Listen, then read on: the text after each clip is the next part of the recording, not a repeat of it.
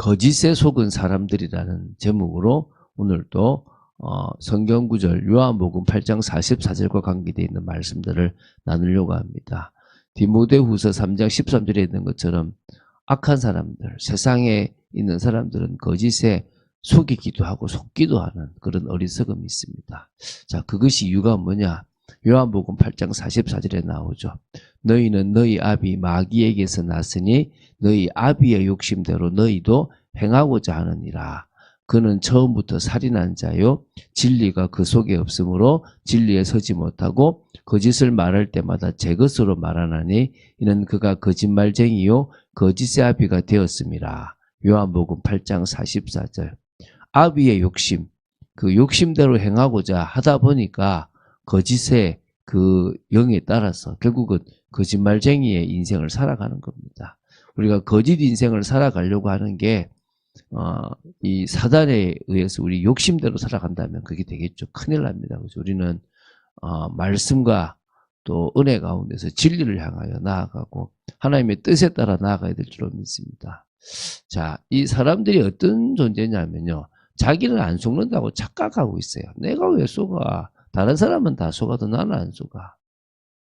사람들이 멍청해서 로또 복권 당첨되고 속지. 나는 안 속아. 난 로또 복권 당첨돼도 나는 잘 살 거야. 난 실패하지 않을 거야. 스스로가요. 자기한테 자꾸 이렇게 체면을 걸어요. 뭐 오타가 있는데 이해하십시오. 나는 쉽게 속지 않는다. 나는 분별력이 있다. 나는 괜찮다. 근데 성경이 뭘 증가하느냐? 너무나 잘 속는 존재라는 거예요. 인간은요. 조그마한 것에 금방 속아버려요. 근데 속고 난 부분을 또 속아요. 이 마귀가 큰 전략은요. 사람을 단번에 무너뜨린 게 아니라 거짓을 진실처럼 자꾸 믿게 만드는 거예요. 우리가 그 속에 들어가면요. 어느 순간에 거짓인데 진실처럼 생각하고 맞다고 생각되는 거예요. 여러분 거짓은요. 거짓입니다.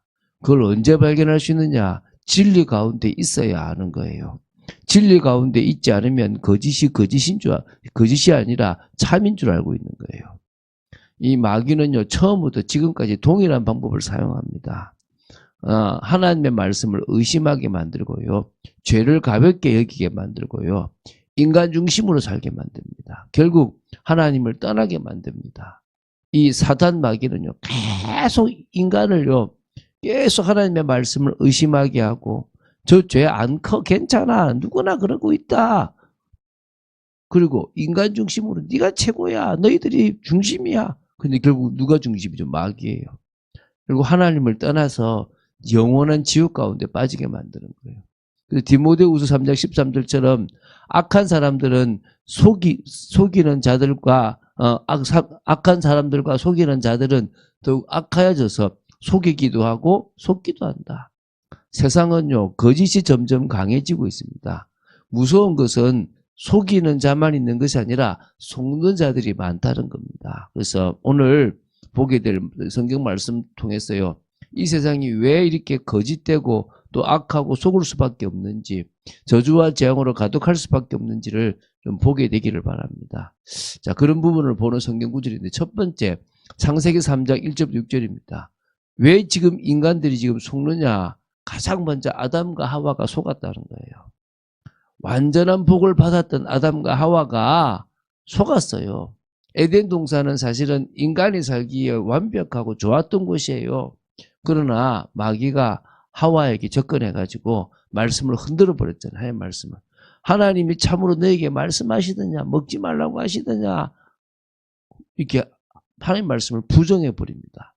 그러면서 탁 너희는 결코 죽지 않는다.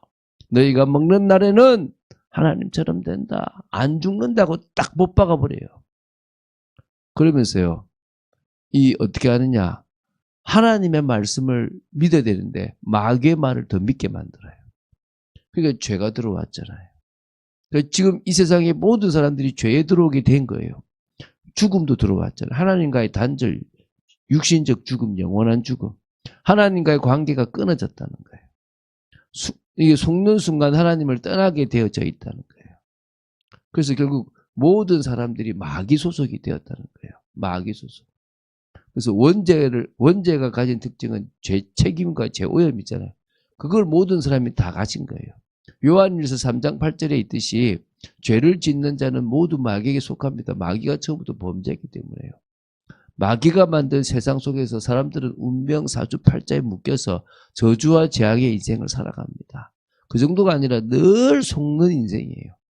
조금만 제져도 괜찮다. 조금쯤 제져도 괜찮다. 세상 방식대로 살아야 성공하는 거다. 말씀대로 살면 손해본다. 이게 마귀가 오랫도록 거짓말을 하게 만들어요. 그러니까 지금 이 세상이 이렇게 거짓으로 가득하게 된 시작이 이 창 3장이에요. 그리고 지금처럼 이 세상이 무너지게 된 게 이 창세기 6장의 네피림 시대 때문에요. 그러니까 아름다움이 파괴됐고 지금 우리가 늙어가게 됐고 막 여러 가지가 이 네피림 시대 창세기 6장의 홍수 때문인 거예요.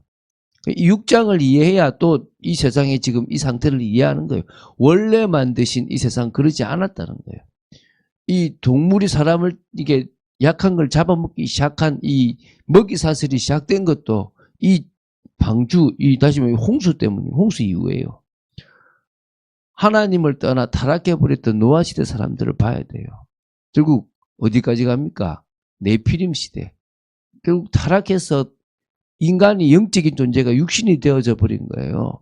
그래서 사람의 죄악이 세상의 가득함과 그의 마음으로 생각하는 모든 게 항상 악함을 보시고 이 네피림 시대라고 보시면 돼요.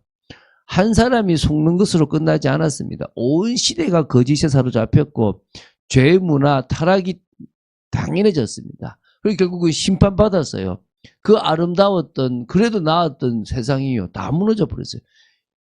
1년 동안 비가 와가지고 전 세계가 완전히 그냥 쑥대밭이 됐다고 보시면 돼요. 그러다 하나님이 자연을 아름답게 했지만요. 이 물층이 사라지니까요. 이 사람들은 이 모든 동물들은 이제 먹고 살기 위해서 동물들을 잡아먹는 시대가 된 거예요. 그래서 결국 하나님은 세상을 심판할 수밖에 없었잖아요. 한탄했습니다. 영적인 존재가 육신이 되어져 버렸고요. 물로 세상을 심판하시게 된 겁니다. 그때 노아가 방주를 만들고요. 그래서 이게요. 앞으로 일어날 종말을 예표하는 거 아닙니까? 그래서 지금 이 시대도 결국 이 세대도요. 타락입니다. 여전히 죄를 죄라고 말하지 못하게 만들고요. 동성연애나 이런 것들이 잘못됐는데 그걸 이야기하면요. 문제가 돼요. 잘못된 걸 잘못됐다고 하는 순간에 이제는 제재가 들어올 수 있는 거예요. 그래서 쾌락과 물질을 성공이라 말하며 진리를요. 상대화시키고 있습니다. 세상은 점점 하나님 없는 방향으로 계속 가고 있는 거예요. 그래서 그때 노아가 달랐잖아요. 그래서 결국 우리가 달라야 되는 거예요. 그 시대에 노아는 하나님의 은혜를 받았고 결국 그 진리를 붙잡고 방주를 지음으로써 구원받았잖아요. 똑같은 시대가 오고 있습니다. 11장도 봐야 돼요. 결국 인간은요. 하나님 떠나서요. 자기 이름을 내려고 탑을 건설하고 뭔가를 자꾸 만들어가요. 그래서 바벨탑은 아니고 원래 탑인데 우리가 바벨탑이라고 하는 이 사건의 핵심은 교만이에요. 우리 이름을 내고 온 짐을 흩어짐을 면하자. 하나님 없이도 살 수 있고 하나님 없이 성공할 수 있고 이 거짓에 속은 인간의 모습이에요. 지금 만연해 있잖아요. 그래서 이 사단 마귀는 늘 인간을 교만으로 유혹합니다. 네가 기준이야. 네 마음대로 살아도 돼. 하나님 없어도 돼. 인간 중심의 문명이 결국 무너집니다. 그런데도요. 계속 탑을 쌓는 거예요. 하나님은요. 그 탑을 무너뜨리는 방법이 또 흩게 하고 언어를 혼잡게 하고 막 이런 일들을 하시는데 결국 지금의 이 언어가 생기게 된 것 이 지금 바벨탑 사건으로 된 거 아닙니까? 그리고 또 그래서 결국 하나님 떠난 성공은 참된 성공이 아닙니다. 명심해야 됩니다. 하나님을 떠난 성공은요. 결국은 인생을 망하게 만들고 더더욱 저주와 재앙을 부르게 됩니다. 자, 그리고 이제 이 세상을 지금 봐야 될게요. 사도행전 13장, 16장, 19장 무속, 점술, 우상 문화가 가득한 거예요. 이게 복음을 들고 가는 곳마다 이미 없는 데가 없어요. 다 다른 방식이지만 다 똑같은 것은 무속과 점술과 우상 문화예요. 사도행전 13장에요. 이 무속인이 정치인을 딱 장악했어요. 그 당시에 총독을 딱 쥐고 있는 거예요. 그 지역에. 그 총독 한 명이 딱 장악되니까 지역 전체가 우상화가 되어져 버리는 거예요. 사회에 큰 영향 미치잖아요. 16장에, 사도행전 16장에요.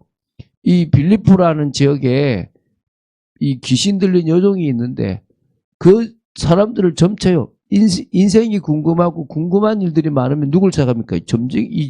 이 점친 여종을 찾아가는 겁니다. 심각하죠. 그러니까 이 주인은 그가 돈을 버는 거예요.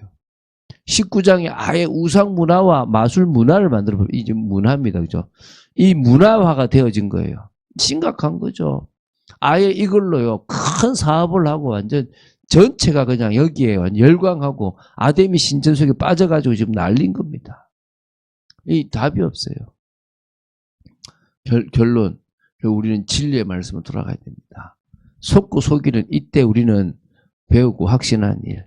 우리가 성경을 통해서요, 진리이신 그리스도께로 돌아가야 되고 구원에 이르는 지혜가 있는 이 말씀으로 돌아가야 됩니다. 그래서 말씀이 우리를 살리고요, 말씀이 기준이 되고 말씀으로 분별해야 됩니다. 하나님의 말씀으로 자신을 돌아봐야 되고 정말 말씀 붙드는 사람은 속지 않습니다. 그래서 우리는 세상의 거짓이 아니라 하나님의 진리를 붙드는 그런 믿음의 사람이 되야 될 줄로 믿습니다. 자, 다시 한번 말씀 보겠습니다. 요한복음 8장 44절 말씀. 너희는 너희 아비 마귀에게서 났으니 너희 아비의 욕심대로 너희도 행하고자 하느니라. 그는 처음부터 살인한 자요, 진리가 그 속에 없으므로 진리에 서지 못하고 거짓을 말할 때마다 제 것으로 말하나니 이는 그가 거짓말쟁이요 거짓의 아비가 되었습니다. 요한복음 8장 44절 말씀. 자, 이런 인생을 살아갑니다. 오늘도 우리가 참응답 받게 되기를 주님 이름으로 축원드립니다. 주는 그리스도시요 살아계신 하나님의 아들이심을 고백합니다. 거짓에 속는 인생이 아니라 진리를 통하여 참 인생을 살아나가는 저희들 되게 하여 주시고 말씀 위에 든든히 서는 저희들 되도록 붙잡아 주시옵소서. 주 예수 그리스도 이름으로 기도드립니다. 아멘.